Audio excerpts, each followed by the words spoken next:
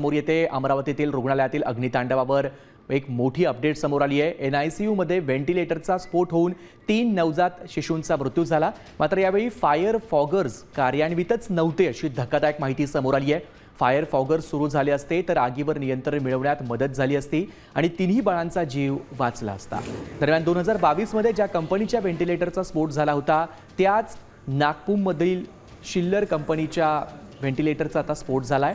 त्यामुळे पुन्हा त्याच कंपनीचं व्हेंटिलेटर का लावलं होतं असा संतप्त सवाल उपस्थित करण्यात येतोय।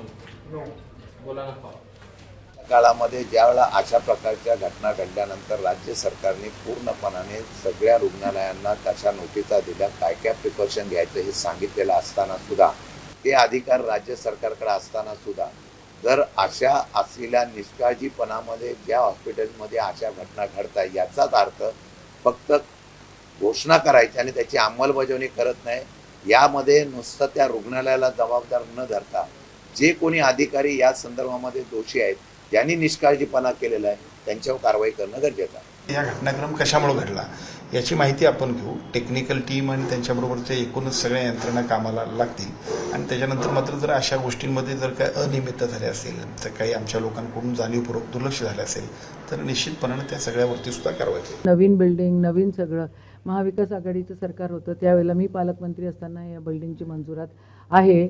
उद्घाटन करायला फार वलवल असते या लोकांची, काय डेव्हलपमेंट केली काय केली, व्हेंटिलेटर का फुटतं म्हणजे तिथं फॉल्टी व्हेंटिलेटर्स दिलेले आहेत। 56% कमिशनवालं सरकार हे आहे आणि हे 56% कमिशनवालं सरकार त्याच्यावर दोषीच आहे असं म्हणायला काहीच हरकत नाही। इन्फ्रामॅन म्हणून घेत असताना गरिबांकडे पण लक्ष दिलं गेलं पाहिजे। डफरीनमध्ये कोणी श्रीमंताचं लेकरू येत नाही, इथं गरीबाचंच लेकरू या ठिकाणी होतं। जी पोरं मृत्युमुखी पडली त्यांना मोठ्या प्रमाणात कंपेन्सेशन 3 आणि 4 लाख देऊन हे चालणार नाही बाबा। लक्ष द्या, इन्फ्रास्ट्रक्चरकडे थोडंसं लक्ष द्या।